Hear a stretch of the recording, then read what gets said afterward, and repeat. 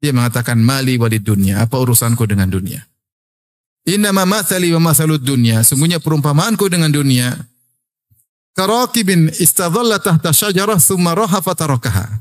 Seperti seorang pengembara yang sedang mengembara kemudian mampir di bawah sebuah pohon untuk tidur sebentar. Tidur di bawah pohon apa bisa lama? Enggak bisa lama.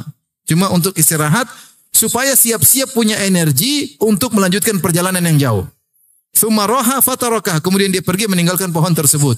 Kalau saya ingin dunia, Allah akan kasih saya jadikan gunung-gunung menjadi apa? Emas. Rasulullah suruh kembalikan. Jibril Radio 24 jam nonstop dengerin kajian tanpa ribet. Alhamdulillah ala ihsani wa syukru lahu ala taufiqihi wa amtinani. Asyhadu an la ilaha illallah wahdahu la syarika lahu ta'ziman li sya'nih. Wa asyhadu anna Muhammadan abduhu wa rasuluh ila ridwanih. Allahumma salli alaihi wa ala alihi wa ashabihi wa ikhwanih. Hadirin dan hadirat yang dirahmati Allah Subhanahu wa taala. Pada kesempatan kali ini kita akan bahas topik perjalanan menuju pulang, yaitu ke kampung akhirat ya. Sebagaimana kita ketahui, Allah Subhanahu wa taala menciptakan Adam alaihissalam dan Allah memang ingin agar Adam tinggal di bumi. Oleh karenanya Allah berfirman, "Wa idz qala rabbuka lil malaikati inni ja'ilun fil ardi khalifah." Qalu ataj'alu fiha may yufsidu fiha wa yasfiku dima, dan seterusnya dalam surat Al-Baqarah. Ketika ketika Rabbmu berkata ya pada para malaikat, sungguhnya aku akan menjadikan khalifah di atas muka bumi, maksudnya Adam dan keturunannya. Jadi Allah sudah kabarkan Allah akan ciptakan menjadikan Adam di bumi. Tetapi ketika Allah menciptakan Adam, ternyata Allah ciptakannya di langit. Tidak langsung kemana ke bumi. Tapi intinya Adam akan turun ke bumi. Maka Allah ciptakan Adam di langit, kemudian terjadi apa yang terjadi. Maka Allah ciptakan Hawa setelah itu ya. Setelah ada Adam, Allah ciptakan Hawa sebelum Adam dan Hawa masuk ke dalam surga. Wa qulna ya Adam uskun anta wa zawjukal jannah. Dan kami berkata, wahai Adam, masuklah engkau ke dalam surga bersama istrimu ya. Karena percuma masuk surga tapi tidak ada istri. Kasihan kan jomblo. Makanya dikatakan dalam buku tafsir, Ar-Rafiq qabla tariq, teman sebelum menempuh perjalanan. Maka masuklah Adam dalam surga bersama istrinya. Dan Allah ingatkan tentang bahaya iblis. Ya. In hadza aduwwun laka wa li zawjika fala yukhrijannakuma minal jannati fatashqa. Sungguhnya iblis adalah musuhmu dan bagi istrimu, jangan sampai dia mengeluarkan kalian berdua dari surga yang kalian nikmati, fatashqa, maka kalian pun engkau akan sengsara. Kemudian Allah sebutkan tentang nikmat surga, innalaka alla taju'a fiha wa la ta'ra, kau tidak akan pernah lapar di surga. Kalau makan pun bukan karena lapar tapi karena senang-senang. Ya, wa la ta'ra, dan kau akan selalu memakai pakaian tidak akan telanjang. Wa annaka la tathma'u fiha wa la tadha, dan kau akan tidak kepanasan di sana, sejuk, menyenangkan, dan kau tidak akan kehausan. Tidak akan kehausan dan tidak akan kepanasan. Tapi Allah mengatakan, jangan dekati sebuah pohon. Taqrabat hadhihi syajarah. Jangan kalian mendekati ya, pohon ini. Akhirnya sebagaimana kita ketahui, iblis pun menggoda Adam. Fawaswasa ilaihi syaitanu qala ya Adamu hal adulluka ala syajaratil khuldi wa mulkin la yabla. Maka setan pun menggoda Adam dan dia mengatakan, wahai Adam, maukah aku tunjukkan kepada engkau ya tentang pohon keabadian, syajaratil khuldi. Yaitu kalau kau enakan di surga, nyaman, tapi kalau kau ingin abadi, makan buah itu. Namanya orang kalau dapat nikmat, pingin kenikmatannya apa? Berkesinambungan. Sementara Allah ketika kasih tahu nikmat kepada Adam, Allah tidak bilang kau akan kekal atau tidak. Dari sisi inilah iblis menggoda Adam. Ada poin yang masih Adam penasaran. Apakah dia memang akan kekal atau tidak, maka iblis merayu. Kau nyaman kan di surga, kalau gitu makanlah syajaratil khuldi, makanlah dari pohon keabadian. Al adulluka ala syajaratil khuldi wa mulkin la yabla, dan dapat kekuasaan yang tidak akan sirna. Ya. Akhirnya Fa'akala minha. Akhirnya mereka berdua makan, Adam dan apa? Hawa.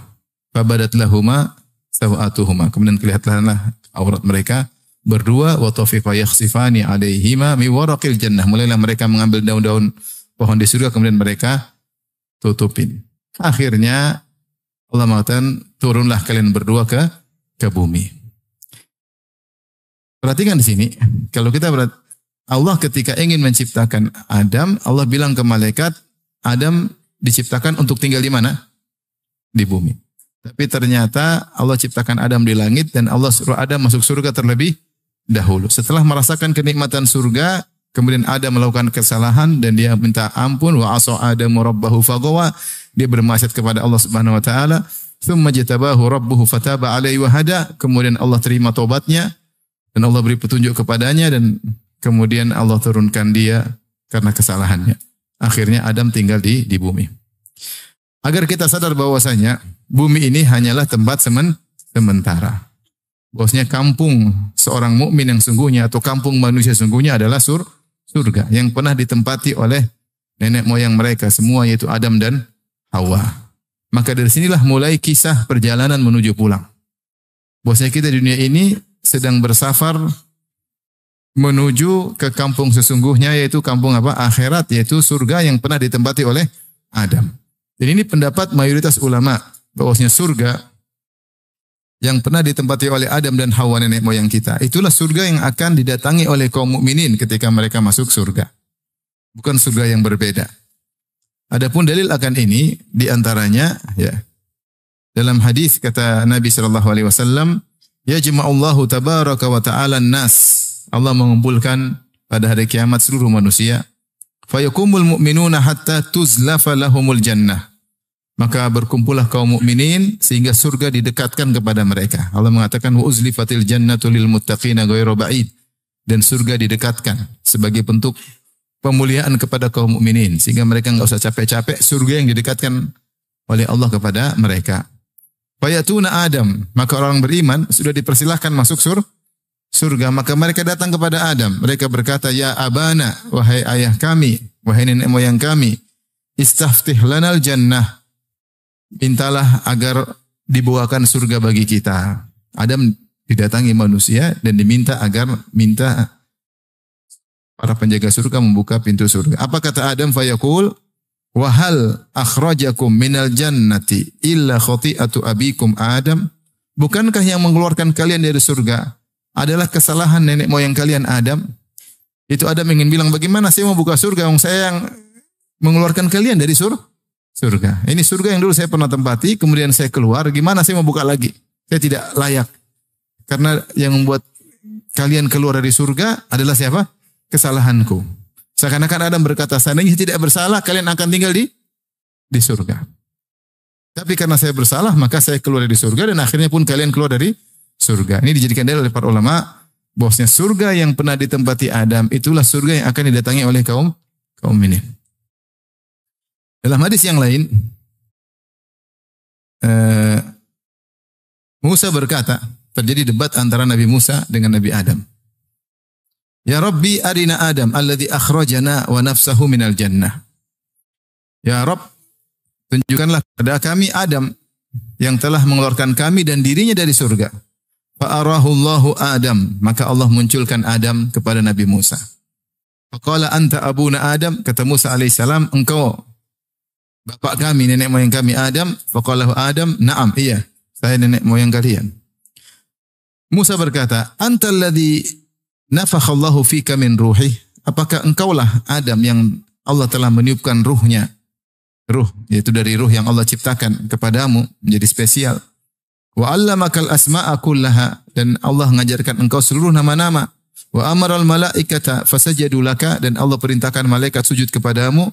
Qala na'am, kata Adam benar. Kemudian Musa berkata, fama hamalaka ala an akhrajtana wa nafsaka minal jannah. Apa yang membuat engkau mengeluarkan kami dan dirimu dari surga? Adam bertanya, man anta? Siapa kamu ini nanya-nanya? Siapa engkau? Qala ana Musa, saya Musa. Cucumu. Musa cucunya Adam kan? Ada. Anta nabiyyu Bani Israel alladzi kallamaka Allah min wara'il hijab. Engkaukah Nabi Bani Israel yang Allah berbicara langsung di balik hijab, di balik tabir, tanpa malaikat langsung berbicara langsung. Lam yaj'al bainaka wa bainahu rasulan min khalqihi. Allah tidak mengambil rasul antara engkau dengan Allah Subhanahu wa taala. Itu Allah bicara langsung. Qala na'am, benar. Qala afama wajadta anna dzalika kana fi kitabillahi qabla an ukhlaq? Tidakkah kau dapati dalam kitabullah, dalam Taurat ya, bahwasanya aku akan tinggal di dunia dan terjadi apa yang terjadi sebelum aku diciptakan? Maksudnya aku tidak tahu takdir bahwasanya saya bakalan turun ke mana? Ke bumi, bahwasanya saya akan dicipta di langit tapi melanggar turun ke bumi. Qala na'am, saya sudah tahu. Qala fabima talumuni fi syai'in sabaqa minallahi ta'ala fil qada'i qabli? Terus kenapa kau cela aku pada perkara yang sudah Allah tetapkan sebelum aku diciptakan? Qala Rasulullah sallallahu alaihi wasallam, Rasulullah ketika menceritakan kisah diskusi atau debat antara Adam dan Musa, kata Rasulullah sallallahu alaihi wasallam, hina inda dzalik fahajja Adamu Musa fahajja Adamu Musa. Adam menang debat daripada Musa, Adam mengalahkan Musa dalam diskusi tersebut. Sisinya di sini, sisi pendalilan dari hadis ini, di mana Musa berkata, "Wa ma fama hamalaka ala an akhrajatan wa nafsaka minal jannah?" Apa yang buat engkau mendorongmu untuk mengeluarkan kami dan engkau dari surga? Ya, artinya Musa seakan berkata, kita akhirnya tidak tinggal di surga, ya, karena engkau melanggar. Kalau surga yang dituju oleh kaum mukminin adalah surga yang lain, maka tidak pas Musa mencela Adam. Tapi karena surga yang dituju adalah sama, surga yang dituju oleh orang beriman, itulah surga yang pernah ditempati oleh Nabi Adam, maka disitulah kemudian Musa alaihissalam mencela Nabi Adam alaihissalam. Ya. Kemudian juga di antara dalil bahwasanya surga adalah surga yang sama. Ya. Bahwasanya Allah berfirman, ihbitu ba'dukum li ba'dhin adu. Allah menyuruh Adam untuk turun di atas muka bumi. Dan juga bukan cuma Adam dan Hawa, demikian juga iblis yang menggoda mereka. Dan jadilah mereka saling bermusuhan. Dan iblis dulu tinggalnya di mana? Di langit. Dia gaulnya sama malaikat. Jadi iblis ini jin yang sangat soleh di zamannya. Sangat berilmu. Saking dia soleh dan sangat berilmu, maka dia gaulnya dengan para malaikat. Kedudukannya tinggi. Makanya ketika Allah berfirman, "Wa idz qulna lil malaikati isjudu li Adam fasajadu illa iblis." Ketika kami berkata kepada malaikat sujudlah kepada Adam, seluruh malaikat sujud kecuali siapa? Iblis. Akan-akan iblis dalam rombongan malaikat. Dan malaikat tempatnya di mana? Di langit atau di bumi? Di langit. Jadi iblis gaulnya sama malaikat di langit, dan iblis menggoda Adam juga di mana? Di langit. Yang menunjukkan surga yang pernah Adam tempati letaknya di mana? Di langit. Kemudian mereka semua disuruh turun oleh Allah Subhanahu wa taala, di mana iblis kesibukannya adalah menggoda Adam alaihissalam. Ini semua dalil bahwasanya surga yang pernah ditempati Adam itulah surga yang akan dimasukin oleh kaum mukminin di kemudian hari di akhirat kelak. Tentu ada pembahasan, ada yang mengatakan, "Ya Ustaz, bukankah waktu ada masuk surga ada yang dilarang? Adapun surga yang akan datangi tidak ada yang terlarang," katanya. Semua boleh dimakan kecuali apa? Sajarat, sebuah pohon yang dinamakan iblis dengan pohon khuldi. Namanya surga padahal tidak demikian. Dan bukankah kalau di surga pasti abadi? Kenapa Adam tidak abadi? Intinya ini pembahasan yang benar bahwasanya tetap saja surganya sama. Ya, hanya saja Adam ketika masuk ke surga awal bukan sebagai balasan amal solehnya. Karena dia memang belum beramal soleh. Langsung masukkan ke surga. Adapun dia tidak boleh makan sebuah buah pohon di situ dari sebuah pohon di situ. Ya karena Allah memang sedang mengujinya. Ya. Sebagaimana kalau nanti orang-orang masuk surga, laki-laki perempuan, tidak boleh juga sebagian laki-laki kemudian mendekati istri dari anggota surga yang lain, nggak boleh.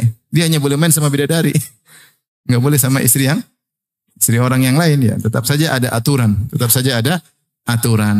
Demikian juga penghuni surga bertingkat-tingkat. Tidak boleh yang dibawa kemudian main-main ke atas nggak mau pulang. Enak di sini, bidadarinya lebih cantik, saya nggak mau turun, nggak bisa juga. Jadi tetap ada aturan, aturan ya. Intinya ini pendapat mayoritas ulama bahwasanya surga yang pernah ditempati Adam itulah surga yang kita disuruh untuk menuju ke surga tersebut.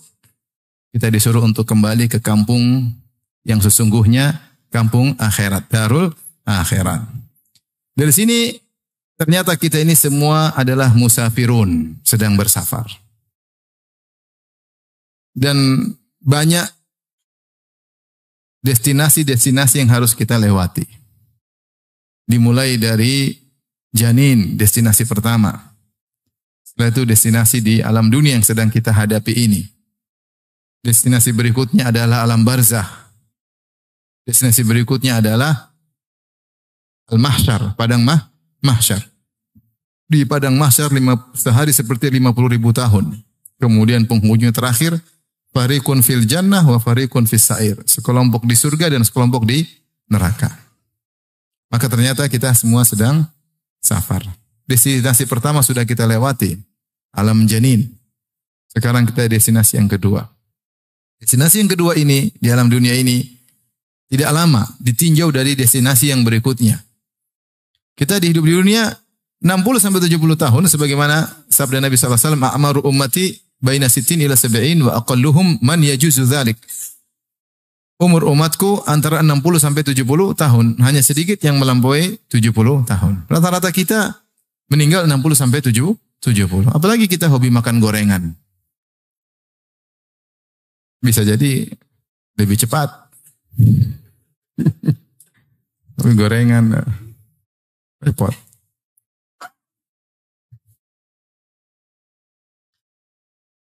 Terus yang lebih dari 70 sedikit. Tapi kita tinjau destinasi berikutnya, alam barzah. Berapa tahun? Bisa ribuan tahun, bisa ratusan tahun. Seorang meninggal di alam barzah ila qiyamis sa'a, sampai hari kiamat. Entah berapa tahun, di antara nenek moyang kita ada yang sudah ribuan tahun di alam barzah. Ada yang baru ratusan tahun. Jelas jauh lebih lama daripada keberadaan dia di atas muka bumi ini. Kemudian setelah itu dibangkitkan di padang mahsyar yang sehari seperti 50.000 tahun. Fi yaumin kana miqdaruhu 50 alf sanah.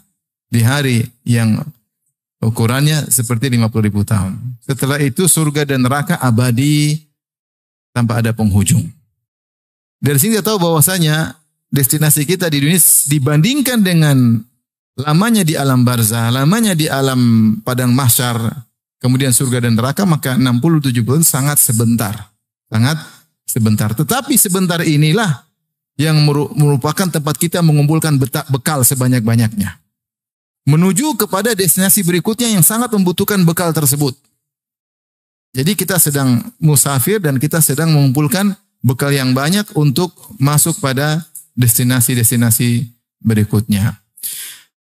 Dan di antara ayat yang mengisyaratkan akan hal ini, firman Allah Subhanahu wa taala tentang haji, kata Allah Subhanahu wa taala, "Wa tazawwadu fa inna khairaz zadit taqwa." Berbekallah kalian kalau kalian berhaji, kata Allah Subhanahu wa taala. Jangan berhaji tanpa bekal, harus ada bekal agar tidak merepotkan orang lain.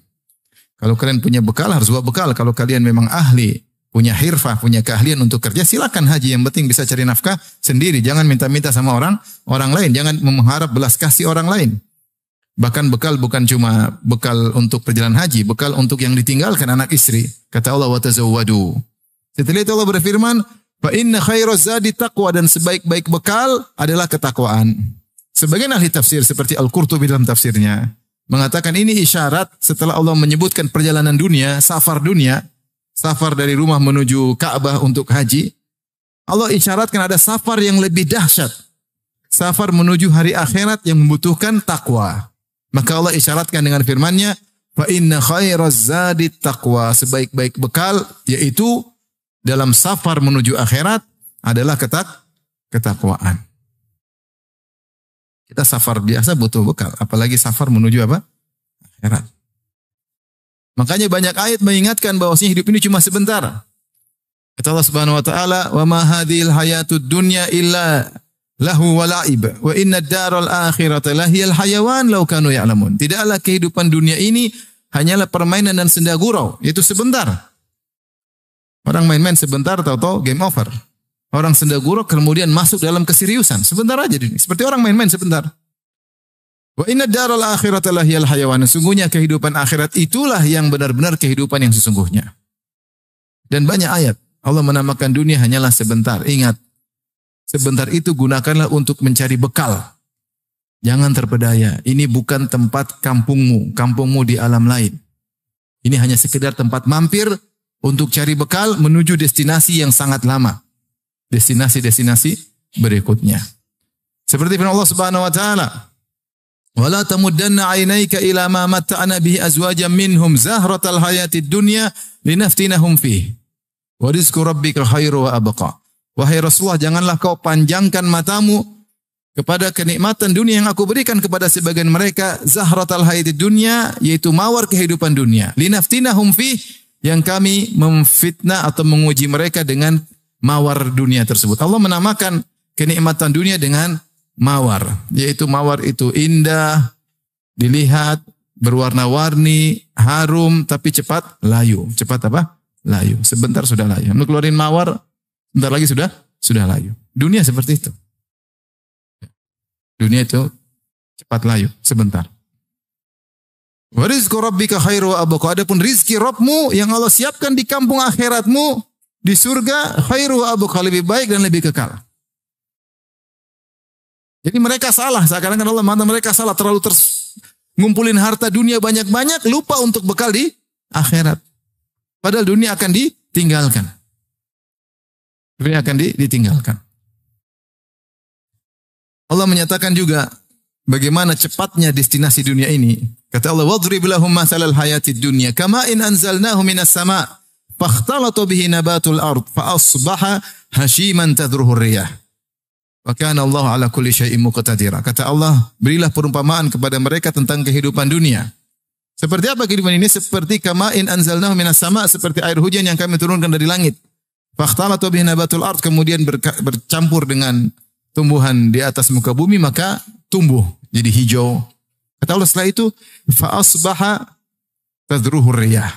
Tiba-tiba kemudian ditiup, ya, fa asbaha hashiman tadruhu riyah. Tiba-tiba menjadi kering, tumbuhan yang kering ditiup angin berterbangan.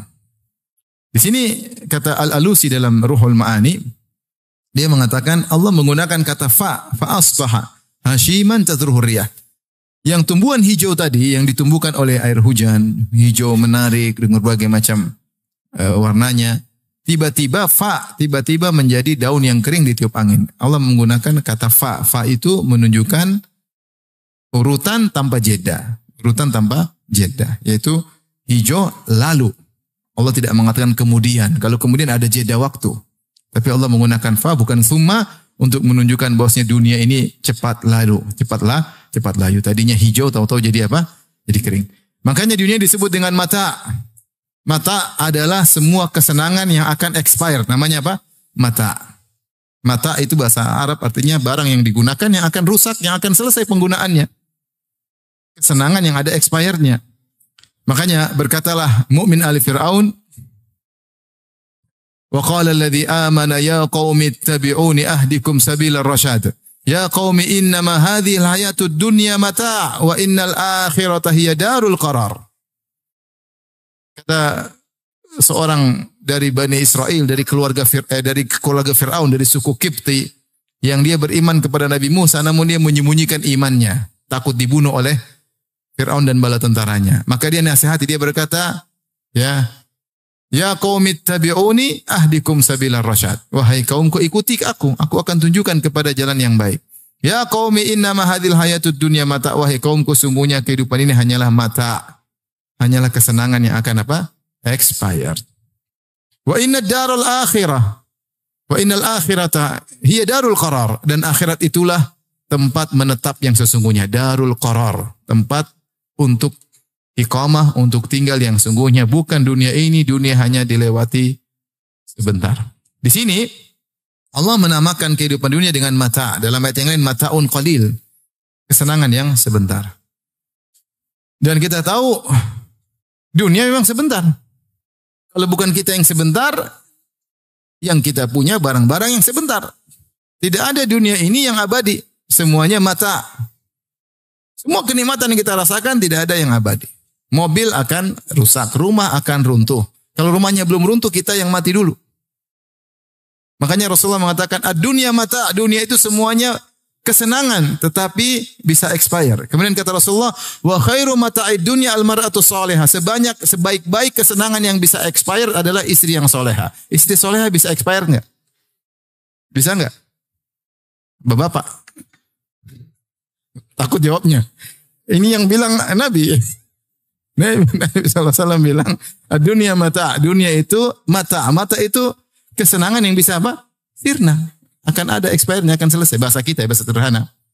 Kemudian Rasulullah mengatakan, wa khairu mata'id dunia al-mar'atu salihah. Sebaik-baik kesenangan dunia yang akan expired adalah istri yang soleha. Istri soleh itu lebih menyenangkan daripada mobil mewah, daripada rumah mewah, daripada teman-teman main golf, main tenis meja, main motor gede.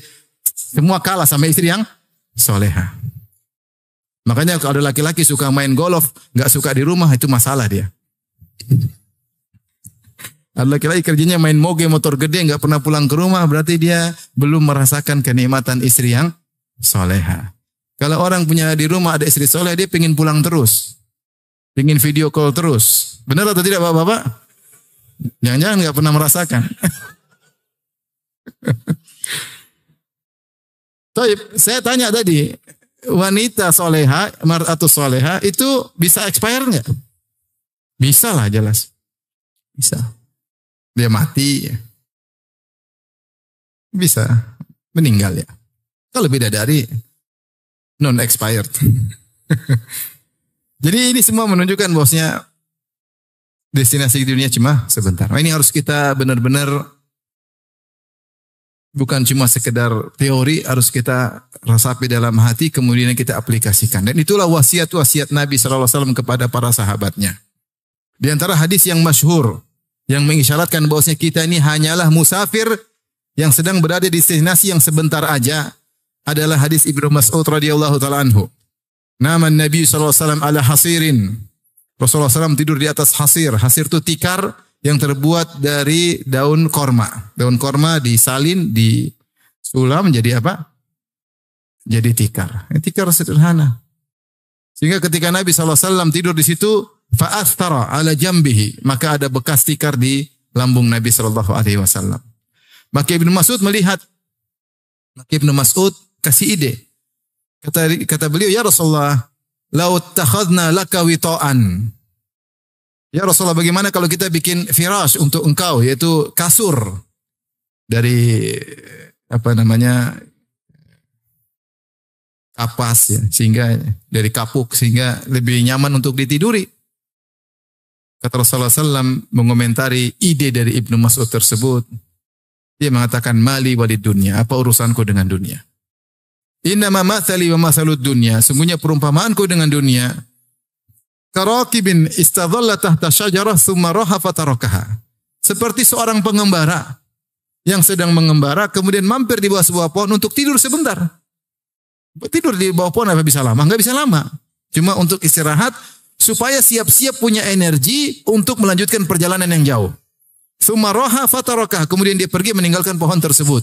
Di sini Rasulullah SAW mengibaratkan orang kita ini, beliau ibaratkan diri beliau, saya ini seperti pengembara yang sedang mampir sebentar di bawah sebuah pohon. Kalau cuma sebentar di pohon, ngapain mau bikin tempat tidur yang mewah-mewah cuma sebentar? Tsumaraha fatarakaha.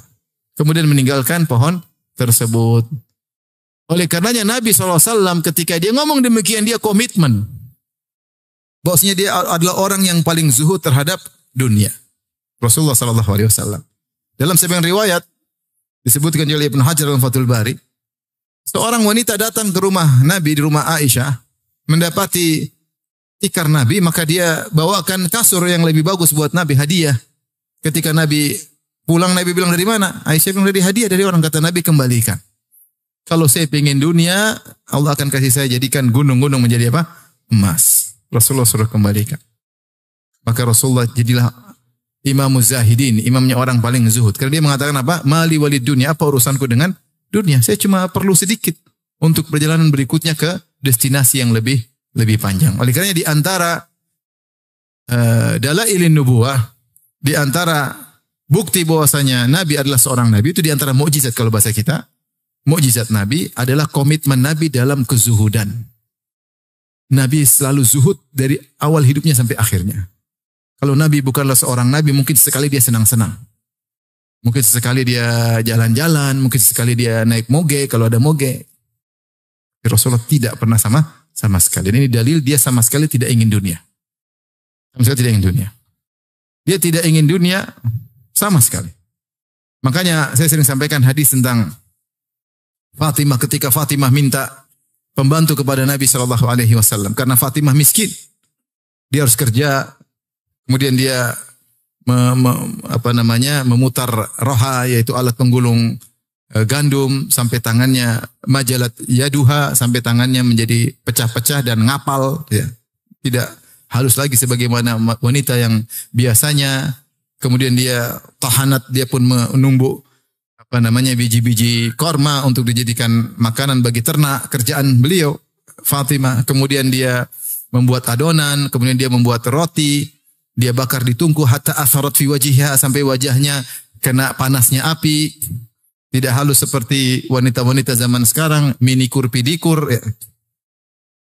Apalagi istilahnya kalau wajah itu skincare. Apalagi ada istilah buat wajah apa? Facial, masya Allah. Glowing, kinclong. Wajah beliau kena api. Kemudian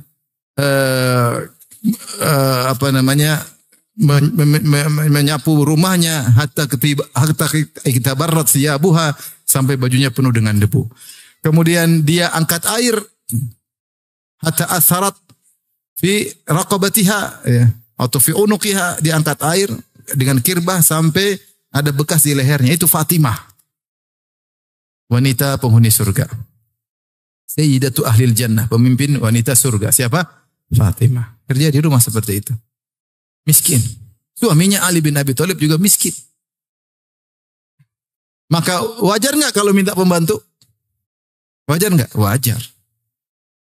Bapaknya pemimpin kota Madinah. Kalau dalam peperangan dapat ghanimah yang banyak. Maka akhirnya dia minta kepada Rasulullah SAW. Tadinya datang minta, malu, akhirnya Rasulullah bilang, ada apa nak? Kata dia, enggak, saya cuma mau salam sama engkau, pulang lagi. Malu. Minta pembantu, malu. Akhirnya kedua dia ketemu Nabi, minta pembantu, ternyata Nabi enggak ada, dia sampaikan ke Aisyah. Akhirnya Aisyah kasih tahu Nabi SAW datang ke Fatimah. Ternyata Rasulullah tidak kasih pembantu. Rasulullah bilang apa? Bagaimana saya mau kasih pembantu? Budak. Sementara ahlu sufa kelaparan. Ada sahabat banyak yang kelaparan di belakang masjid. Tinggal di mulhak dengan masjid, ya. Maka mending budak ini saya jual, kemudian hasilnya saya sedekahkan buat orang-orang miskin. Malah disuruh zikir. Kata Nabi, idza awaituma madja'akuma sabbihallah salatan wa salasin wahmadahu salatan wa salasin wa kabbirahu arba'an wa salasin. Kalau kalian berdua mau tidur, maka bertasbihlah 33 kali, bertahmidlah 33 kali, bertakbirlah 34 kali, fa inna dzalika khairun min khadim. Itu lebih baik daripada pembantu. Enggak dikasih pembantu. Saya bilang kalau saya di posisi Nabi, sementara Fatimah putri paling bungsu minta pembantu, saya kasih 10. Bagaimana tidak, Fatimah putri paling bungsu. Dan saudara-saudaranya semuanya meninggal. Keluarga Nabi dan Khadijah dengan 6 anak, yang tersisa cuma Nabi dengan Fatimah. Sampai Fatimah diberi gelar Ummu Abiha, ibu bapaknya sendiri. Artinya apa? Karena Fatimah ketika semua sudah meninggal, dia menempati kedudukan Khadijah. Dia yang ngurus Nabi SAW. Kalau Nabi sakit, dia jenguk Nabi SAW. Ketika Nabi dalam perang Uhud, beliau terluka. Yang ngurus bukan istri Nabi, yang ngurus Fatimah radhiyallahu taala anha. Dia yang bersihkan luka di wajah Nabi SAW. Rasulullah sangat sayang kepadanya. Bukankah ketika Rasulullah di Mekah, kemudian Rasulullah SAW diganggu oleh Uqbah bin Abi Mu'aid. Rasulullah sedang sujud, maka Uqbah bin Abi Mu'aid taruh kotoran. Salal jazur, yaitu isi perut onta, usus-ususnya, kotorannya taruh di atas pundak Nabi. Nabi sujud, enggak bergeming. Maka ada yang lapor sama Fatimah. Fatimah, ayahmu digitukan. Maka Fatimah datang, Fatimah bersihkan. Antum bayangkan. Antum seorang da'i lagi dimaki hina-hina orang. Dan ketika itu Abu Jahal Cies lagi ketawa-ketawa. Terbahak-bahak sampai badan mereka semboyongan saking terbahak-bahak. Terus putri kita datang si kecil, bersihkan. Oh, itu benar-benar luar biasa. Setelah itu Fatimah sendiri masih remaja. Dia hadapin Abu Jahal Cias, dia maki mereka habis-habisan. Setelah Rasulullah habis sholat, Rasul angkat tangan. Allahumma alaika bi Quraisy. Ya Allah binasakan Quraisy. Mereka takut. Jarang-jarang Nabi mendoakan keburukan. Biasanya Nabi mengatakan beri hidayah kepada mereka. Kali ini enggak. Kata Nabi, Allahumma alaika bi Quraisy. Ya Allah binasakan Quraisy. Allahumma alaika bi Abi Jahal. Ya Allah binasakan Abu Jahal. Mereka semua dengar doa Nabi. Alaika bi Uqbah bin Abi Mu'aid. Rasulullah sebutkan 7 orang. Binasakan si fulan, si fulan, si fulan, si fulan. Semuanya tewas di perang Badar. Tapi siapa yang menolong Nabi ketika itu? Putrinya Fatimah radhiyallahu anha. Nah, si kecil ini sekarang minta pembantu. Kira-kira kalau kita jadi Nabi kasih berapa pembantu? 20. Tapi Nabi ternyata tidak. Dia mengajarkan kepada putrinya untuk zuhud. Kata Nabi SAW, Isbiri ya Fatimah, inna khairan nisa allati nafa'at ahlaha. Sabarlah wahai Fatimah. Sungguhnya sebaik-baik wanita adalah yang bermanfaat bagi keluarganya. Yang kerja, ngurus rumah. Ini semua pahala. Ini semua apa? Pahala. Maka Nabi adalah orang yang paling komitmen untuk zuhud. Karena dia tidak menganggap dunia ini sebagai sesuatu. Dia tahu destinasi dunia cuma sebentar. Karenanya ketika para ulama mengomentari hadis Nabi SAW. Hadis Abu Hurairah. Ma'aban Nabi SAW tu'aman qad. Ini syahahu akalahu wa in karahu tarakahu. Rasulullah SAW tidak pernah mencela makanan sedikit pun. Kalau dia suka dia makan, kalau enggak dia biarin aja. Tidak pernah komentar. Kata para ulama tidak pernah mengatakan terlalu asin. Tidak pernah mengatakan kurang asin. Kata mereka, kenapa Nabi tidak pernah ngomentari makanan? Karena bukanlah pikiran dia ngurusin makanan. Kalau kita sehari berapa kali komentar makanan? Komentar mulu. Kurang banyak.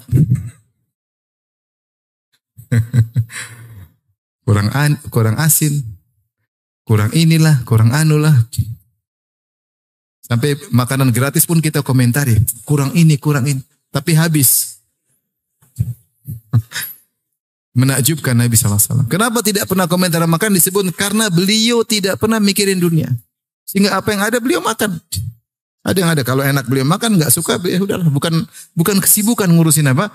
Makanan. Kalau kita Masya Allah kuliner. Sana, sini, sana. Ya kita jauh ya. Maksudnya Nabi ketika bilang dunia, apa urusan dunia? Dunia beliau benar-benar apa? Komitmen. Masu'ila an syai' faqala la. Rasulullah SAW tidak pernah diminta sesuatu kemudian bilang enggak ada. Enggak. Rasulullah kalau ada pastikah? Kasih. Karena dunia ini enggak ada nilainya bagi dia. Dia mengatakan seandainya saya punya emas sebesar gunung Uhud, tidak lewat 3 hari kecuali sudah habis. Saya akan sedekahkan ke sana, ke sana. Illa syai'un arsuduhu lid-dain. Kecuali saya sisakan sedikit untuk bayar hutang kalau saya punya hutang. Kalau enggak saya habiskan. Itu Nabi SAW. Sampai ketika beliau meninggal apa kata Aisyah? Laqad tufiya Rasulullah SAW. Wa ma min syai'in fi baiti, wa ma fi baiti min syai'in ya'kuluhu dhu kabidin illa syatru sya'irin fi raffin li. Ketika Nabi SAW meninggal dunia tidak ada tersisa suatu apapun yang bisa dimakan oleh makhluk bernyawa. Yaitu manusia nggak bisa makan, hewan nggak bisa makan kecuali hanya sedikit gandum yang saya simpan di rakku. Itu saja peninggalan Nabi SAW. Nggak ada apa. Kita Masya Allah buka, ada Indomie 1 karton. Buka kulkas masih banyak ada telur omega. Jadi lapar nih. Masya Allah. Kalau tinggal buka pencet aja apa aja bisa. Rasulullah. Benar-benar zuhud karena dia tidak anggap dunia. Ya apa kata Aisyah radhiyallahu taala anha? Ra'ainal hilal tsummal hilal tsummal hilal. Kami melihat hilal fi syahrain. Wa ma uqida fi buyuti azwajin Nabi sallallahu alaihi wasallam nar, dan tidak ada api dinyalakan di rumah istri-istri Nabi selama 2 bulan berturut-turut. Itu nggak ada api nyala. Kalau nggak ada api nyala berarti apa? Nggak ada teh panas. Nggak ada kopi panas. Nggak ada sayur panas, nggak ada. Nggak ada roti, nggak ada api yang nyala. Apa yang mau dimasak? Maka ditanya, wa ma ta'amukum ya ummah, apa yang kau makan ya wahai ibunda? Al-aswadani, cuma korma dan air putih. Terkadang sebagian kaum Ansor meminjamkan ontanya atau kambingnya, kami perah susunya, kami kembalikan. 2 bulan nggak ada makan masakan yang dimasak sama sekali. Nggak rebusan, nggak gorengan. Dan Nabi bertahan sampai istrinya demikian. Oleh karenanya ketika istrinya sempat kejadian minta tambahan uang dapur, maka Rasulullah bilang, kita cerai, nggak bisa. Mau hidup sama saya harus sabar. Disebutkan, ini namanya ayatul takhir dalam surat Al-Ahzab. Ketika suatu hari Rasulullah banyak futuhat, banyak peperangan yang dapat ghanimah. Sebenarnya mengatakan ghanimah tersebut didapatkan oleh sebagian sahabat, kemudian diberikan kepada istri-istri mereka, maka istri-istri Nabi melihat ada istri-istri sahabat yang dapat harta agak banyak, maka mereka sepakat minta tambahan uang dapur bahasa kita kepada Nabi. Maka Nabi pun sedih. Maka Nabi tinggal di Mashrubah, satu tempat yang sederhana. Semua rumah istrinya dia tidak datang sama sekali. Hampir sebulan. 9 istrinya dia tidak datang sama sekali. Kenapa? Ini bersepakat minta tambahan uang dapur. Sampai sahabat nangis. Antum bayangkan antum punya ustadz, istrinya 4, ustadznya tidur di masjid. Nangis nggak antum? Ada yang bilang rasain lu katanya. Sahabat nangis ketika itu. Karena mereka peduli dengan Nabi SAW, ini cerai atau tidak. Istri 9 gak ada yang datangi. Rasulullah tunggu petunjuk dari Allah Subhanahu wa Ta'ala. Ini istri minta tambahan uang dapur. Keluar dari batasan zuhud. Dia tentu tidak minta banyak-banyak, tapi untuk bisa sama Nabi punya standar tinggi. Maka turunlah firman Allah Subhanahu wa Ta'ala surah Al-Ahzab, Ya ayuhan nabi, kulli azwajika in kuntunna turidna hayatad dunya wa zinataha fata'alaina umatti'kunna wa usarrihkunna sarahan jamila. Katakanlah Nabi, katakan kepada istri-istrimu, kalau kalian ingin kehidupan dunia dan perhiasannya, kemarilah saya kasih. Setelah itu kita cerai baik-baik. Wa in kuntunna turidna Allah wa rasulahu wad darul akhirah fa innallaha adda lil muhsinati minkunna ajran azima. Tapi kalau kalian ingin akhirat, ingin surga, maka Allah siapkan ganjaran yang besar bagi orang baik di antara kalian. Semua bilang kami ingin bersama engkau wahai Rasulullah. Aisyah datang. Kata Rasulullah, pilih mana? Kata Aisyah, tentu pilih engkau ya Rasulullah. Kata Rasulullah, tunggu dulu. Musyawarah sama bapak ibumu. Enggak perlu ya Rasulullah. Enggak ada musyawarah. Saya pilih engkau. Subhanallah. Akhirnya mereka jadi semakin mulia. Karena untuk hidup bersama Nabi harus zuhud. Zuhud. Makanya ikhwan kita ya mungkin tidak bisa zuhud seperti Nabi. Tapi kalau ada api tidak nyala di rumah, 1 bulan sabar. Penting ada. Maksudnya subhanallah, lihat Rasulullah sederhana, miskin. Dan Nabi berdoa, Allahumma rzuq ala Muhammadin qutan. Allahumma ja'al ala rizqa ali Muhammadin qutan. Ya Allah, jadikanlah rizki keluarga Muhammad kutan. Kutan itu kafafan, sekedarnya. Saya sampai sekarang belum berani doa dengan doa itu. Belum berani saya. Demi Allah, saya belum berani. Entah saya kuat, entah istri saya kuat, anak saya kuat, saya belum tuh kuat. Saya cuma minta kebahagiaan. Tapi minta, ya Allah, jadikanlah rizki keluarga kami pas-pasan, berat. Itu doa Nabi. Tidak berlebihan, tidak kekurangan, pas-pasan. Makanya Nabi hidup sangat sederhana. Sallallahu alaihi wasallam. Kenapa dia tahu dunia hanyalah sebentar? Makanya ketika Nabi sedang di kamar Mashrubah tadi, karena ninggalin istri-istrinya, Umar datang. Umar lihat nggak ada apa-apa di kamar, cuma ada, kalau nggak salah, idam atau yang tergantung itu udum, yaitu kulit yang disamak. Nggak ada apa-apa, tidur di atas tikar. Maka Rasulullah Umar berkata, ya Rasulullah, Persia, Romawi, mereka kafir, tapi mereka diberi kekayaan. Doakanlah umatmu agar Allah berikan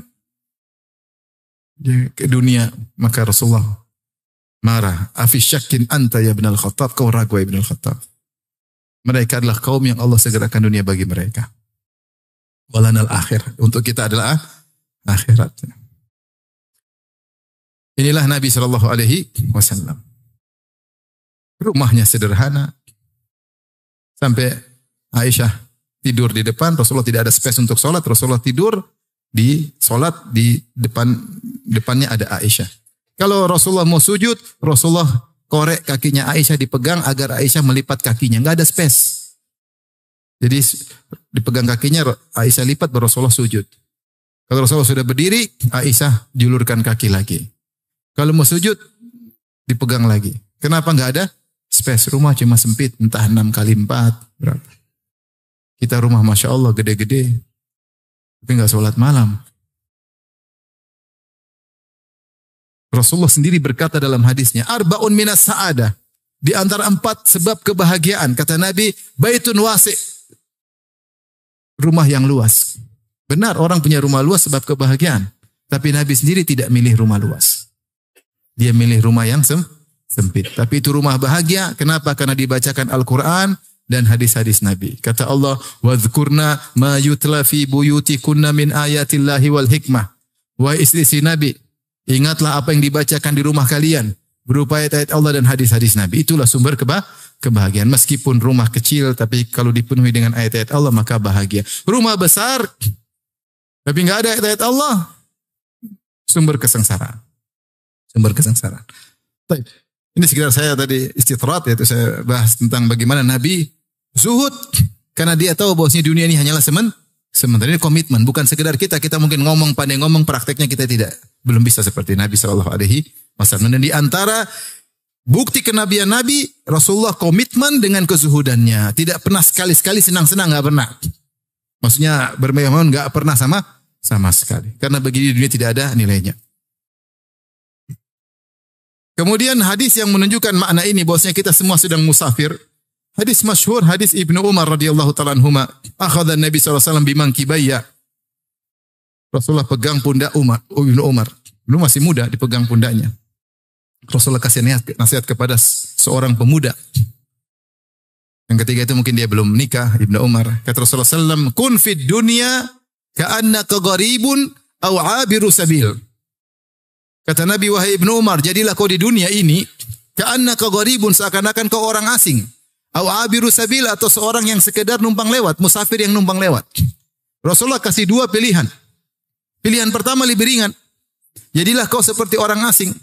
Apa itu orang asing? Orang pergi ke kotanya orang, dia tidak punya keluarga, nggak punya kenalan, nggak punya kerabat, nggak punya teman yang mengayominya, hanyalah orang asing sehingga dia tidak banyak gaul dengan orang-orang, tidak terpukau dengan rumah-rumah mewah karena dia orang asing, dia ada kerjaan sedikit kemudian dia pergi. Beda kalau orang setempat, dia pingin lama di situ, punya kenalan, ketawa ketiwi, main sana main sini. Enggak, orang asing apa? Nggak ada yang kenal dia. Nggak ada orang panggil untuk makan gorengan pagi hari, nggak ada. Nggak ada yang ngajak makan malam, nggak ada. Nggak ada yang ngajak ngobrol, nggak ada. Karena orang asing, nggak ada yang kenal dia. Sehingga bagaimana orang asing? Orang asing kan tidak nyaman situ. Dia hanya sekedar secukupnya, ada keperluan, kemudian apa? Pergi. Sebenarnya Allah mengatakan isyarat bahwasanya janganlah kau hasad. Kau hanya sebentar di situ. Kau orang asing dan kau akan kembali ke kampungmu. Dunia ini asing bagimu, kampungmu di surga. Maka ambillah kebutuhanmu dan jangan terpedaya dengan rumah yang mewah, mobil yang indah. Kayak orang asing. Orang asing mana hasad sama orang? Dia enggak hasad karena ini bukan kampung dia. Dia hasad di sana. Kalau ada orang di kampungnya kaya, dia hasad.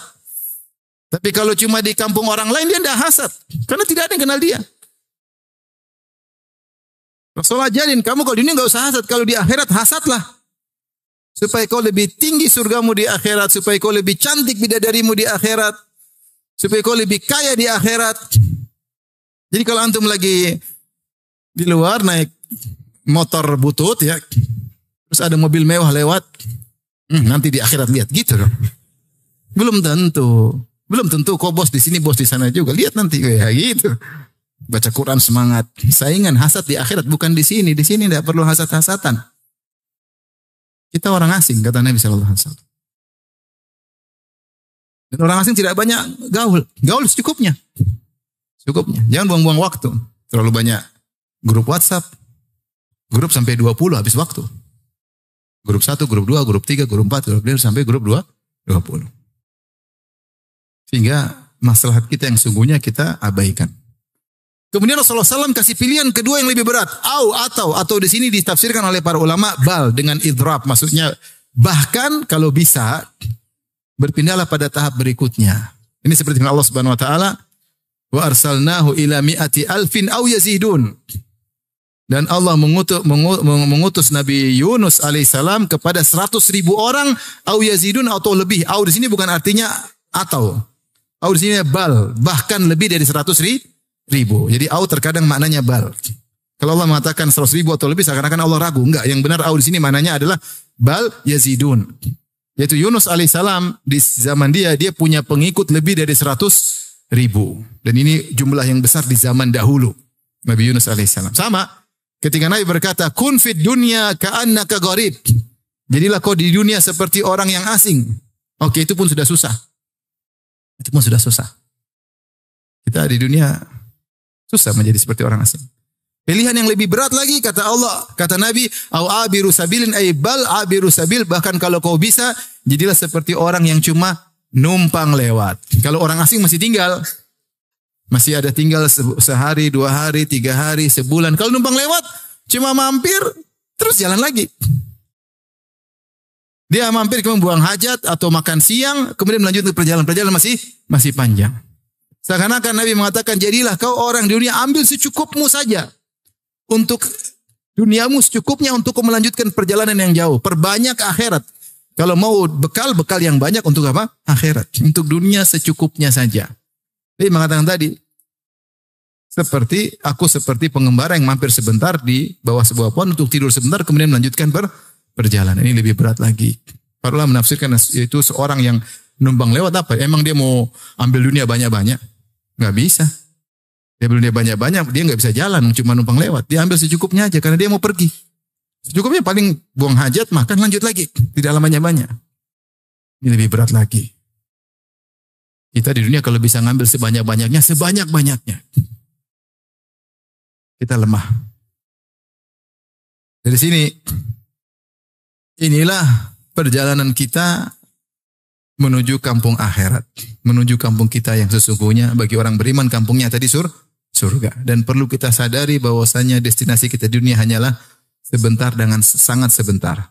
Tetapi sebentar ini ternyata adalah penentu untuk destinasi berikutnya. Siapa yang di destinasi ini menjadi orang soleh, maka dia akan bahagia pada destinasi berikutnya. Siapa yang di dunia ini ternyata dia nggak benar, bekal akhiratnya sedikit, maka dia akan sengsara pada destinasi berikutnya. Suatu bait syair yang disebahkan kepada Ali Zainal Abidin, beliau berkata, safari ba'idun wa zadu la yuballighani wa quwwati dha'ufat wal mautu yatlubuni. Safarku masih panjang, kata dia. Masih panjang. Dunia, alam barzah, padang mahsyar. Safarku panjang. Wa zadu la yuballighani, sementara bekalku tidak akan buat aku bisa sampai sedikit. Wa quwwati dha'ufat, sementara kekuatanku semakin melemah. Wal mautu yatlubuni, sementara kematian terus mengejarku. Kata seorang penyair, tazawwad minat taqwa fa innaka la tadri idza janna al-lailu hal ta'ishu ila al-fajr. Berberkalah dengan ketakwaan, sungguhnya kau tidak tahu jika telah tiba malam hari apa kau bisa hidup sampai besok hari. Apa kau bisa hidup sampai terbit fajar? Tidak ada yang tahu. Wa kam min sahihin mata min ghairi illatin wa kam min saqimin ashahina min ad-dahri. Betapa banyak orang sehat tahu-tahu meninggal dunia tanpa sakit sebelumnya. Banyak sekali. Banyak mati tiba-tiba. Lagi ngobrol tahu-tahu mati. Ada begitu. Ngobrol tahu-tahu mati. Lagi sehat-sehat ketabrak mobil, ada. Lagi segar-segarnya pesawat meledak. Banyak kita nggak tahu. Jadi berbekalah dan fa inna khair wa tazawwadu fa inna khairaz zadi taqwa. Berbekalah dan sebaik-baik bekal adalah ketakwaan. Ma'asyiral muslimin wal muslimat, oleh karenanya ibu yang dirahmati Allah Subhanahu wa taala dan para bapak yang dirahmati Allah Subhanahu wa taala, inilah destinasi kita, hendaknya kita serius. Nah, kita tinjau destinasi berikutnya sangat berat. Kita akan masuk dari alam barzah. Dan alam barzah, ya saya sampaikan secara singkat saja. tentang destinasi-destinasi kita.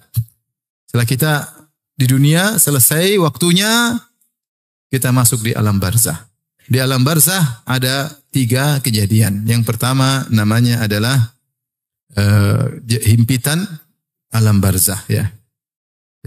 Himpitan alam barzah. Setiap orang akan merasakan himpitan tersebut. Kata Nabi SAW, ya, dhammatul qabr, lau naja minha la naja Sa'ad bin Mu'adz radhiyallahu anhu. Kalau ada orang selamat dari himpitan tersebut, maka pasti selamat Sa'ad bin Mu'adz. Tapi Sa'ad bin Mu'adz saja yang meninggal, ihtazza arsyur rahman, sampai arsy Allah bergetar ketika Sa'ad meninggal karena mulianya Sa'ad, itu pun mengalami himpitan di alam barzah. Itu adalah suatu hal yang dilewati seperti orang sakit di dunia akan dia lewati. Seperti sakaratul maut ada rasa sakit sebelumnya. Sama ketika masuk alam barzah juga ada himpitan alam barzah. Setelah itu akan ada banyak fitnah kubur. Fitnah kubur ditanya oleh malaikat Munkar dan Nakir. Aswadani azraqani, berwarna hitam dan biru. Yuqalu li ahaduhuma Munkar wal akhar Nakir. Yang satu dikatakan Munkar, yang satunya namanya Nakir. Dan Munkar artinya suatu yang asing, yang aneh, bentuknya aneh, mengerikan. Nama Munkar dan Nakir menunjukkan penampakan kedua malaikat tersebut sangat mengerikan. Maka dikatakan aswadani azraqani, hitam dan biru, mengerikan. Dan kita tahu dalam hadis-hadis bagaimana ada orang diadab kubur gara-gara tidak bersih ketika kencing, dan ada orang diadab kubur gara-gara dia namimah, mengadu domba. Dalam sebagian riwayat gara-gara dia gibah, Kata Rasulullah SAW, "Ma yu'adzabani fi kabirin bal kabir." Mereka berdua diadab bukan karena perkara besar, yaitu menurut mereka ini perkara ringan, padahal dia besar di sisi Allah Subhanahu wa taala. Kalau diadab kubur gara-gara cuma tidak bersih kencing atau namimah atau ghibah, bagaimana lagi dengan dosa-dosa yang lain? Mengerikan. Setelah itu dibangkitkan, maka kemudian akan dikumpulkan di padang mahsyar. Watudun syams, matahari didudukkan dalam jarak 1 mil. Panas, keringat bercucuran. Panas dari matahari yang dekat dan sempitnya manusia. Panas. Sehingga ada yang keringatnya sampai kedua kakinya, ada keringatnya sampai di lututnya, ada keringatnya sampai pinggangnya, ada keringat sampai mulutnya. Kata Al-Ghazali rahimahullahu ta'ala, siapa yang di dunia sering keringat karena Allah, dia akan sedikit keringatnya kepada hari itu. Dia keringat karena berdakwah, dia keringat karena menyambung silaturahmi, dia keringat karena urusan umat, dia keringat karena sholat malam, dia keringat karena puasa, maka akan sedikit keringatnya. Siapa yang tidak pernah berkeringat karena Allah, maka dia akan sengsara pada hari tersebut. Kemudian setelah itu, Rasulullah SAW sujud, kemudian minta agar Allah segera datang memulai persidangan. Wa ja'a rabbuka wal malaku saffan saffa. Maka datanglah Allah, saya singkatin aja, sebenarnya panjang ya, masing-masing punya pembahasan tersendiri. Allah datang dan diiringi oleh para malaikat, maka Allah mulai persidangan. Semua yang bermasalah akan disidangkan oleh Allah. Jangankan manusia, hewan yang bermasalah akan disidang oleh Allah Subhanahu wa taala. Kata Rasulullah SAW, la tu'addunnal huquqa ila ahliha hatta yuqada li syaltil jalha min syaltil qarna. Sungguh kalian akan mengembalikan hak manusia hari kiamat kelak, yaumul qiyamah. Jangankan kalian manusia, hewan, kambing yang tidak bertanduk, pernah ditanduk sama kambing nakal yang bertanduk, dia akan mengkisos kambing yang bertanduk. Makanya dalam hadis Abu Dzar, ketika Rasulullah SAW melihat ada 2 ekor kambing yang saling tanduk-tandukan, tantatihan, maka Rasulullah berkata, ya, 5 tantatihan. Kenapa 2 kambing tersebut saling tanduk-tandukan? Kata Abu Dzar, la adri, aku tidak tahu. Kata Rasulullah SAW, walakin Allah yadri. Tapi Allah tahu kenapa mereka 2 saling tanduk-tandukan. Fasayaqdi bainahuma yaumal qiyamah. Dan Allah akan menyidang mereka berdua pada hari kiamat. Yaitu Rasulullah ingin bilang, jangankan kalian hewan aja disidang, apalagi kalian. Awwalu ma yuqda bainan nas fid dima. Kemudian Rasulullah yang pertama kali disidang urusan darah. Ngeri urusan darah. Yang pernah bunuh, yang pernah ini, yang pernah mukul, itu pertama disidang. Sampai orang yang pernah dibunuh, dia berdiri pegang tangan yang pembunuhnya sambil satu tangannya memegang kepalanya. Kemudian kepalanya berbicara, ya Rabbi hadza qatalani. Ya Rabbku, dia telah bunuh saya. Allah tanya, kenapa kau bunuh dia? Kalau karena jihad, karena fisabilillah, selamat. Kalau enggak, binasa hari tersebut. Semua akan disidang. Hatta latmah, satu tamparan, satu kata-kata zalim kepada orang, semua akan disidang. Semua akan disidang. Makanya hati-hati, jangan dolimin orang. Jangan makan harta orang lain. Jangan menjatuhkan harga diri orang lain. Jangan pernah mukul orang lain. Jangan pernah punya andil dalam memukul orang lain. Jangan sama sekali. Kita didolimi nggak ada masalah. Kita didolimi, kita akan ambil hak kita di akhirat. Tapi kalau kita yang mendolimi, kita binasa. Kita binasa. Kata Rasulullah SAW, "Adzulmu dzulumatun yaumal qiyamah." Bahwasanya kezaliman adalah kegelapan yang bertumpuk-tumpuk pada hari kiamat kelak. Orang akan sengsara pada hari tersebut, orang-orang yang zalim. Orang yang zalim. Mengerikan. Tapi orang yang baik akan bahagia. Intinya setelah disidang, kemudian dihisab. Dihisab. Hisab itu apa? Diaudit. Allah audit. Kau pernah begini, kau pernah begini, kau pernah begini. Semua diklasifikasikan. Ini amal soleh, ini amal buruk. Fungsinya audit. Antum kalau diaudit KPK takut nggak? KPK. Dia baru buat catatan, ketahuan. Oh ternyata kita kemarin kumpul-kumpul ketahuan. Itu baru catatan ke KPK. Gimana lauhil mahfuz? Kalau ada orang buka akun kita misalnya, kemudian dia bongkar, itu kita sudah ketakutan. Gimana lauhil mahfuz? Semua terbuka. Mengerikan. Hari yang sangat dahsyat ketika itu. Maka Allah hisab, intinya tujuan hisab adalah audit untuk mengklasifikasikan. Jadi Allah benar enggak? Benar enggak? Mau debat silakan. Enggak ada yang berani debat sama Allah. Kalau di dunia kita bisa bawa pengacara, kita bisa sogok hakimnya. Di sini mana bisa? Di Allah, di akhirat mana bisa? Saksinya malaikat, saksinya kulit berbicara, kaki berbicara. Ada catatan amal, mau lari dari mana? Enggak bisa. Karena Allah Maha tahu segalanya. Setelah itu, setelah diklasifikasikan, baru kemudian ditimbang. Dan ketika seorang dibangkitkan, sudah mulai kelihatan orang-orang kafir bagaimana dibangkitkan dalam kondisi terbalik. Matanya buta, tuli, ya, bisu, ya, jalan di atas kepala, wajahnya hitam, matanya biru. Ya, itu orang kafir. Pelaku maksiat dari kaum muslimin juga kelihatan. Yang suka minta-minta untuk tanpa mau kerja, malas minta-minta melulu, maka akan datang pada hari kiamat kelak. Walaisa ala wajhi muz'atul lahmin, maka wajahnya tidak ada dagingnya, dia tidak punya malu selama ini. Yang sombong akan dibangkitkan seperti ukuran semut, badannya seperti manusia. Yakshahumudzul fi kulli min kulli makan. Dihinakan dari segala arah. Dulu waktu dunia merasa sombong dengan ilmunya, dengan jabatannya, dengan kekayaannya, dengan mobilnya. Sombong bangga, hari kiamat nih kayak semut hampir diinjak-injak sama hewan-hewan, diinjak-injak oleh manusia. Selama ini merasa besar, Allah akan kerdilkan dia pada hari kiamat kelak. Yang punya istri dua tidak adil, oh miring. Saya aja sekarang kaki saya sedang sakit. Miring di dunia aja udah sakit. Apalagi miring di mana? Di akhirat. Saya kemarin ketemu kawan, istrinya 4. Saya bilang hati-hati Pak. Waktu saya ketemu dia sebelumnya istrinya 3. Saya bilang hati-hati Pak. Ya. Dia bilang Ustadz saya mau yang keempat, saya mau nikah sama orang Afrika insya Allah. Kenapa? Saya penasaran, pengen tahu anak saya seperti apa.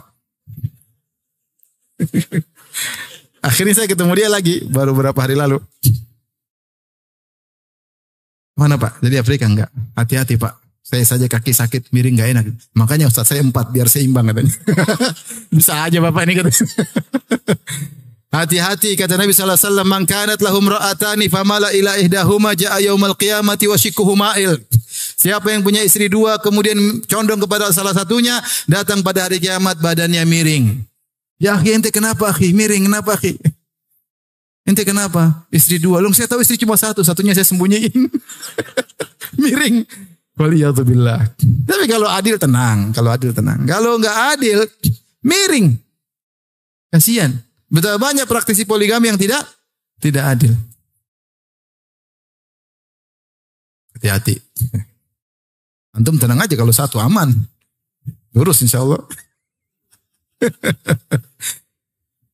Jadi ini menunjukkan bahwasanya tidak adil kepada istri dosa besar. Karena diancam dengan siksaan khusus. Dosa besar. Ini baru mukaddimah di padang mahsyar, belum di setelah persidangan seluruhnya. Sementara orang-orang soleh akan diperlihatkan. Orang yang rajin bersedekah, orang yang meninggal dalam kondisi ihram, orang yang mati syahid, orang yang senang puasa, orang suka adzan.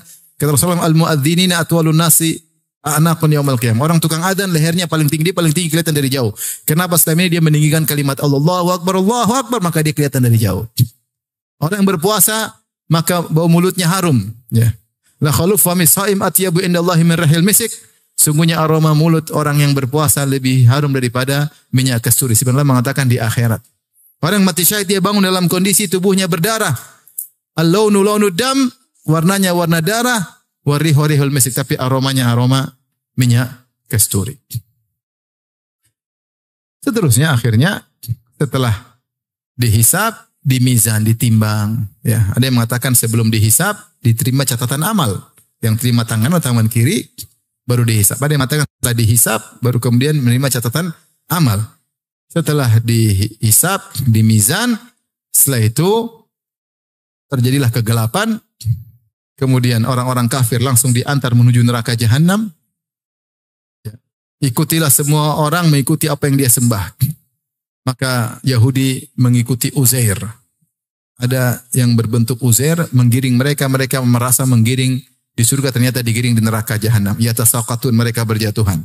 Nasara ada yang menjelma seperti Nabi Isa.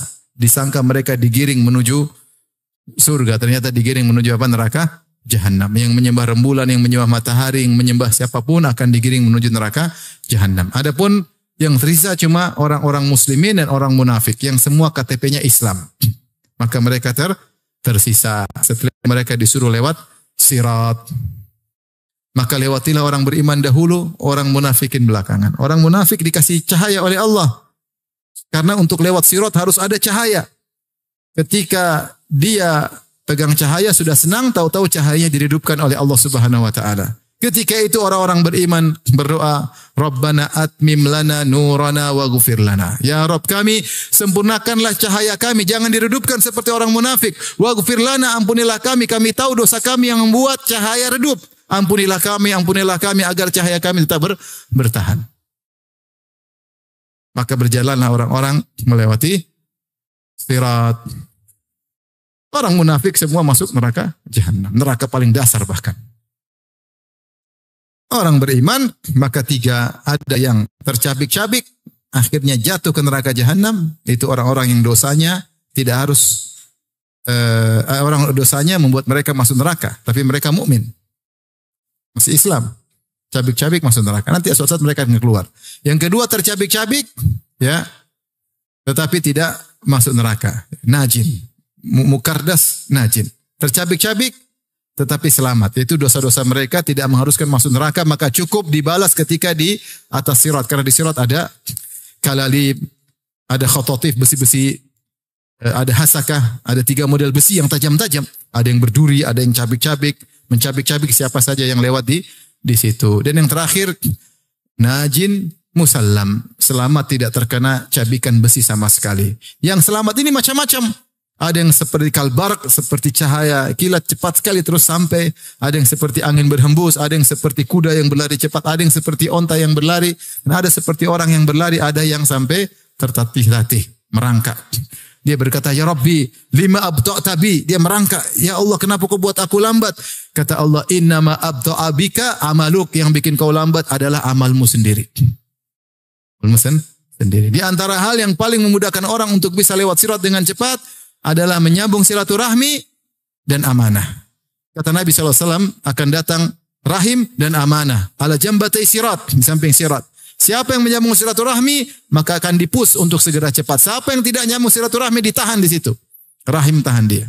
Sama amanah. Siapa yang amanah, maka akan cepat. Siapa yang tidak amanah, dia akan tertahan di situ. Di situlah Nabi berkata, Az-zulm zulumatun yaumal qiyamah, kezaliman adalah kegelapan yang bertubi-tubi. Siapa yang suka zalim, dia tidak akan dapat cahaya di atas sirat, dia akan terjatuh. Kalau nggak ada cahaya, dia nggak bisa lihat.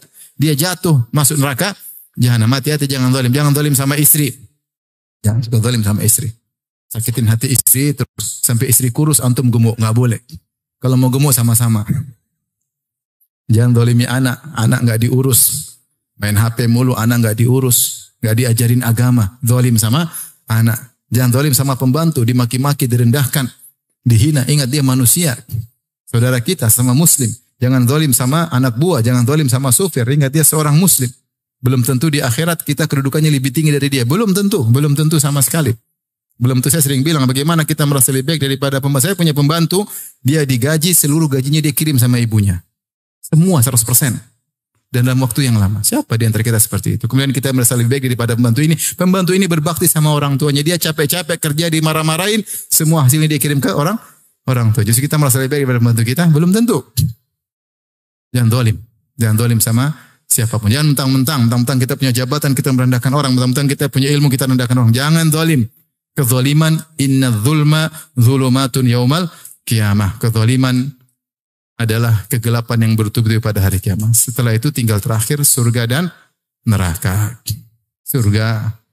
Begitu injak kaki di surga, alhamdulillahilladzi adhaba 'annal hazan. Semua kesedihan hilang. Ya. Semua kesedihan hilang. Maka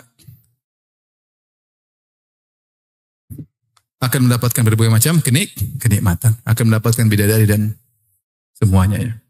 Kalau istri, anak-anak soleh akan dikumpulkan oleh Allah Subhanahu Wa Taala. Kalau orang tua soleh akan dikumpulkan oleh Allah Subhanahu Wa Taala. Kebahagiaan yang tidak terhingga, abadi di surga.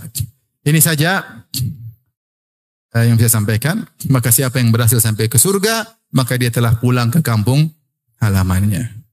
Siapa yang mampir ke neraka, dia salah pulang. Mungkin bekalnya kurang. Mungkin dia lupa tujuan dia. Tidak mikir kampung halamannya. Dia pikir cuma destinasi dunia sehingga dia lupa. Dunia terlalu dia pikirkan, lupa untuk pulang ke kampung akhirat. Kata Rasulullah SAW, mal faqra akhsha alaikum, bukanlah kemiskinan aku khawatirkan kepada kalian, innama akhsha alaikum antubsata alaikum dunya. Yang aku khawatirkan jika dunia dibukakan bagi kalian. Kama busitat ala man kana qablakum, sebagaimana dunia telah dibukakan bagi orang-orang sebelum kalian. Fatanafasuha kama tanafasuha, maka kalian pun akan berlomba-lomba mencari dunia sebagaimana orang-orang sebelum kalian berlomba-lomba. Fatuhlikukum kama ahlakathum, maka dunia akan binasakan kalian sebagaimana kalian dibinasakan oleh orang-orang sebelumnya dibinasakan oleh dunia. Ingat dunia itu banyak, ketenaran, harta, banyak-banyakan. Alhaakumut takatsur, kalian telah terlalaikan dari banyak-banyakan. Banyak-banyakan harta, banyak-banyakan mobil, tinggi-tinggian jabatan, banyak-banyakan pengikut, banyak-banyakan ini ngeri.